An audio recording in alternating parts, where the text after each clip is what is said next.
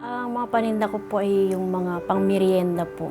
Sinasamahan ko na rin po ng mga candy, yung mga itlog, spaghetti, mga ganun po, lumpia.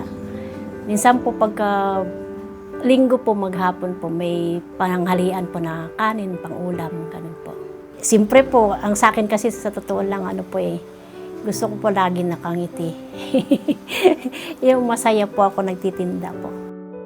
Kasi bukod po sa kumikita ko, masaya po ako na makapagtinda dun sa pwesto ko po.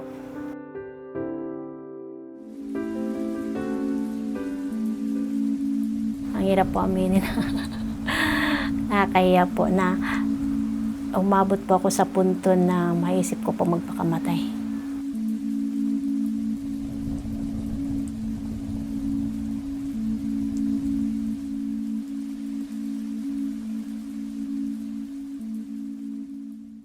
Guardia pa ako ng 17 years. Nung nagkaanak na kami ng 3, nag-resign na po ako. 2008 po. Sakit din po yung mga anak ko po dati. Kaya nag-resign na po ako ng trabaho ko po. Yung panganay ko po, nagkasakit po siya dati ng rheumatic heart. Tapos yung pangalawa ko po, hika naman po siya. Gusto ko po, ako yung personal na mag-aalaga po sa kanila. Nung nag-resign po ako ng trabaho, may konting ipon po naman, nagbukas po ako ng tindahan. Bali, nagtitinda na lang po ako kasabay nung pag-aalaga ko po ng aking mga anak na po. Kasi nga po, hindi po pwede na magkasya na lang po tayo dun sa kikitain po ng asawa ko po. Ganun po yun. Kailangan pa rin po mag-ipon para sa kinabukasan po ng mga anak ko. 2011 po, yung tindahan ko na malakas po dati, nagsisimula na po siyang parang humihina na po. Nagagamit na po namin yung income ko po sa tindahan, sa pang-araw-araw na po namin. Yung maraming nangutang ng malaking amount, tapos hindi po nagbabayad. Ang malakas pong pautang ko ay yung alak at sigarilyo po.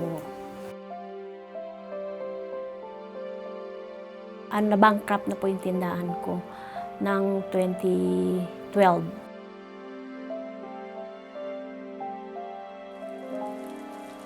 Ang hirap po aminin. Nakakahiya po na umabot po ako sa punto na maisip ko po magpakamatay. Noon lang po ako nakaramdam na down na po ako. Yung walang-wala na po talaga ako. Sa kakaisip po ng problema ko, hindi na po ako makatulog. Hindi ko alam kung paano ako babangon. Yung mga anak ko magkokolehiyo, wala po akong pampaaral. Para mawala na ako ng problema, papakamatay na lang po, ganun po.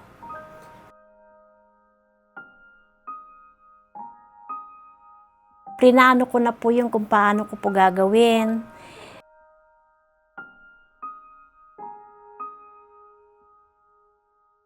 Pumunta po ako dun sa tulay ng San Mateo. Naghanap po talaga ako ng pwesto na pwede ko pong tatalunan. Na talagang wala pong makakita sa bangkay ko kung sakaling. Tapos nagbalak na rin po ako ng mga kailangan tulog yung pamilya ko pag aalis na ako. Nagising na lang po ako na, oo nga, bakit ako magpapakamatay pala? Naisip ko po pumasok na lang po ng katulong.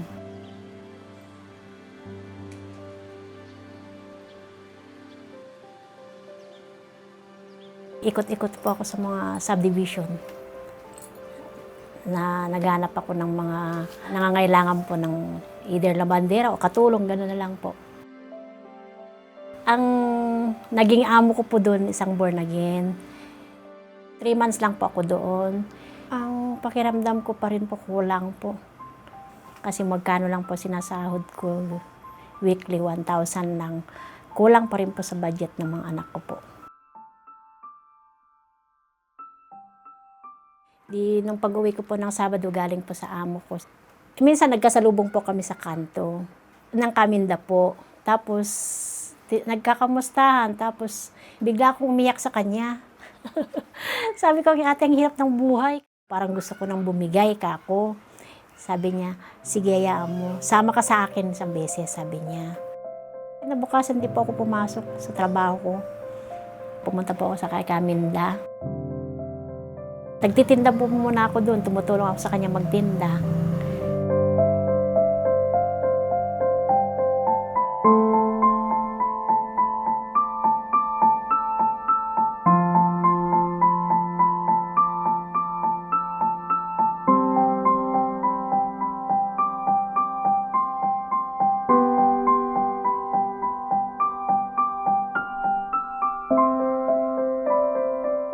Nung narinig ko po yung pag-uusap ng mga Iglesia ni Cristo, na-i-compare ko po yung sarili ko na ako po dati sobrang sama ng ugali ko. Pag nagsalita po ako palamura. Basta na lang ako pagka nagsalita, walang pakialam kung meron ba akong masasaktan. Napansin ko po yung mga Iglesia ni Cristo, ano po sila, magalang. Tapos yung itsura nila paglabas ng bahay-sambahan, maayos. Kaya doon po ako nagka-interest po.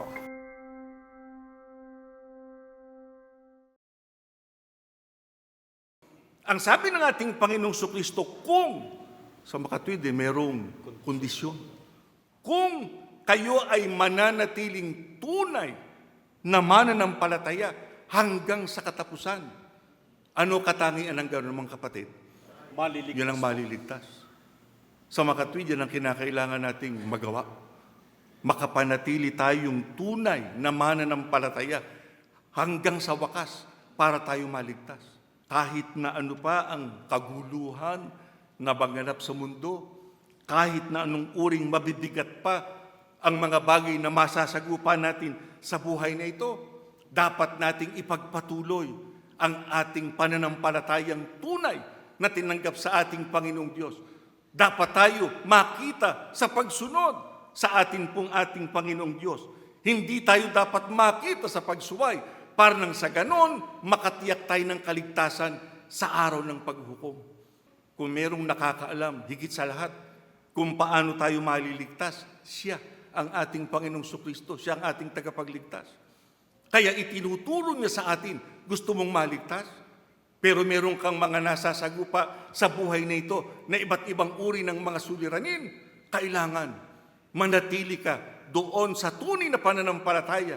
Magpatuloy ka sa pananampalatayang yan at sa pagsunod hanggang sa wakas para ikaw ay maligtas. 8 araw lang po yun na sinasama ko ng Caminda doon. Sabi niya, niyang magbihis ka, 4:00 po ng hapon yun. Dinala niya po ako sa kapilya.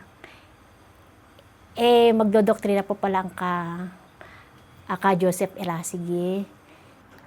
Yung aral na pagbabagong buhay. Basta natagpuan ko na lang po sarili ko. Iba na po Tumatanim po lahat na. Ang ganda po ng mga narinig kong mga aral. Kaya ako nagtuloy-tuloy. Tapos ang number 1 po doon yung maliligtas ka po pagdating ng paghukom po Basta masaya ako kasi na pumupunta na ng kapilya para makapakinig ng doktrina. Mga ganun po. Nung 1 week na po ako nakinig, sabi ko sa mister ko, Lakay, subukan mo sumama. Yun lang sinabi ko maganda doon. Sumama siya. Anong nakinig nga po siya, sabi niya, inakbayan niya ako, tama ka. Sabi sa akin po, tama ka ng pinuntahan, sabi niya. Ayun nga po, tuloy-tuloy po kami, awa ng Diyos. Hindi kami nagliban kahit pagsamba, ganoon po. Pagka ang Diyos ang ginawa nating pastol ng ating buhay, ang sabi ng Biblia, nakatitiyak tayo. Susundan tayo anyo ng mabuti, ng pagmamahal at mabubuting bagay na galing sa ating Panginoong Diyos. At yan mangyayari sa atin sa lahat ng araw ng ating buhay. Ang mga tao ng Diyos, kung gusto nila yung kabutihan niya, yung kanyang pamamatnubay, yung kanyang pagtulong, yung kanyang pagkakalob ng mga pangangailangan, kailangan huwag siyang tumigil sa ano? Pagsamba. Pagka tayo humingi ng tulong, lalo na sa panahon ng ating pagsamba, ang sabi sa atin ng Biblia ay pakikinggan tayo ng Diyos.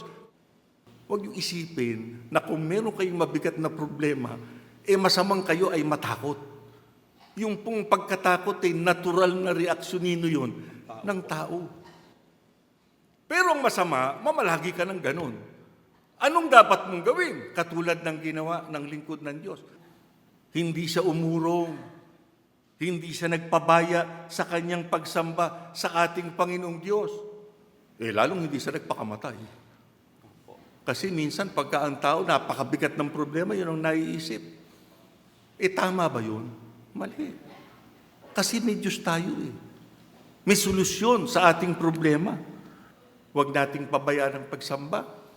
Kung gusto nating malampasan ang lahat ng mabibigat na suliranin na ating masasagupa sa buhay nito. Sapagkat dito natin matatamo ang tulong ng ating Panginoong Diyos, ang solusyon sa lahat ng ating mga suliranin.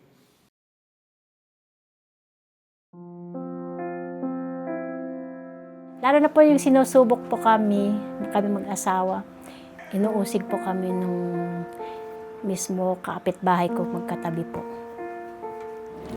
Nung una po, yung mga kaibigan ko po, hindi mo po talaga maiwasan po yan, pinagchichismisan kami. Medyo lumalayo po sila, nakakapagsalita ng negatibo tungkol sa Iglesia ni Cristo. Pero nanindigan po ako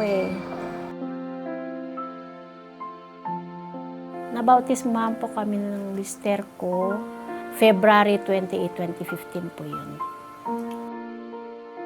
Hindi naman po ako papayag na ako maliligtas, yung mga anak ko hindi. Inakay ko po sila. Pinagbabantay ko na sa tindahan. Tapos hanggang yun, ganun po, may nakakausap na manggagawa. Ayun po.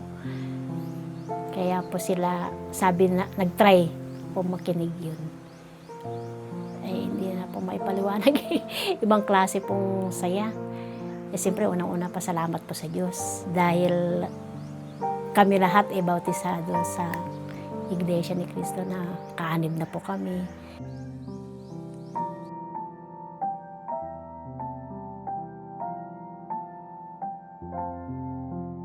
Tindahan ko po doon sa pwesto po ibinigay po sa akin ng Kaminda, yung nag-akay po sa akin. Binigay niya po sa akin yung 2014 po.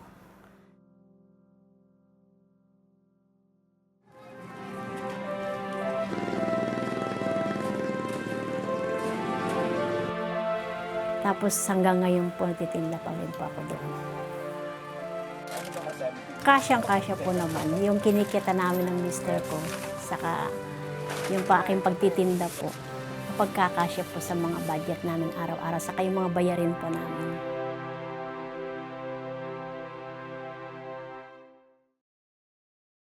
Yung palang mga bagay na ating nasasagupa sa buhay nito, halimbawa mga paghihirap, mga suliranin, ang sabi sa atin ng Biblia, maikling panahon lamang ito, ano raw?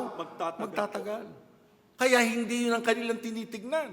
Kaya wag nating talikuran ang ating pagkaiglesia ni Cristo, ano man ang ating masagupa. Kung nakikita man natin ang mga pagsubok, ang mga suliranin na ating dinadaanan sa buhay nito, wag nating diyan ituon ang ating atensyon, kundi doon sa ating mamanahin. Sapagkat pagdating doon sa bayang banal, wala nang tiisin doon, wala nang pagluha doon, wala nang kamatayan doon. At hindi katulad ng buhay dito na puro kalungkutan, doon pawang kaligayahan at kasiyahan na. Manggap po kami ng tungkulin May 2019 po. Ako po ay tungkulin ko diakonesa. Ang mister ko po ay isang diakono po. Panganay ko po kalihim po ng lokal. Yung pangalawa ko pong anak kalihim sa ilaw po naman. Tapos yung aking bunso po ay mga awit po ng PNK po. Napakasaya po ng buhay. Ang focus ko po dati nung hindi pa po ako iglesia, puro makamundo lang po lahat. Kung ano yung hinahangad mo sa buhay, gusto mo pakayaman, yun lang pong iniisip. Ngayon po, kung nag-iglesia na ako, ang hinahangad ko po sa aming buong pamilya, siyempre po ay maligtas po kami pagdating ng paghukom po. Ang saya po ng pakiramdam. Ang masaya po ang buhay namin ngayon kasi yung mga anak ko, bukod sa nakapag-aral, pero number one po talaga. Ang sarap po kasi pakiramdam talaga na habang nag-aaral, may tinutuparan kaming tungkulin. Yung po laging biling ko sa mga anak ko, kahit ano man mangyari, lagi tayong tumupad.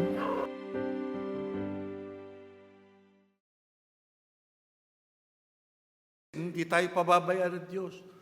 Hindi niya tayo iiwan. Hindi siya papayag na tayo ay hindi niya tulungan sa panahon ng ating pangangailangan. Sapagkat siyang magbibigay sa atin ng proteksyon, ang ating Panginoong Diyos, ang siyang tutulong sa atin sa lahat ng ating pangangailangan. Ang kailangan lang isampalatayanan natin yun.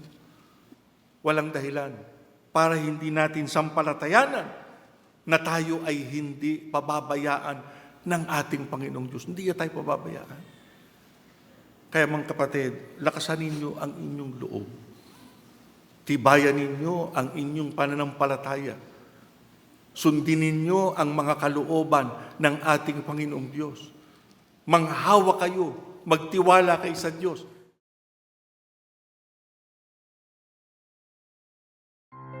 Opo, napakasarap ng pakiramdam kasi po ang laking biyaya po ng natamo namin ngayon na taga Batasan Hills 1 kasi nga po mismo po ang Ka-Eduardo po ang nakarating sa amin para po magturo po sa amin. Salamat po sa Diyos. Natupad po yung aming pinagpapanata na mga may tungkulin po dito sa lokal ng Batasan Hills 1 po. Ka-Eduardo, maraming salamat po sa pagpunta po ninyo, pangasiwa po dito sa aming lokal po. Dito po sa Batasan Hills 1. Maraming salamat po sa iyong pagtitiis at pagmamahal po sa amin. Dahil po dyan, lalo po kaming manghawak po sa aming karapatan po bilang Iglesia ni Cristo po. At patuloy po kaming maglilingkod po sa Diyos.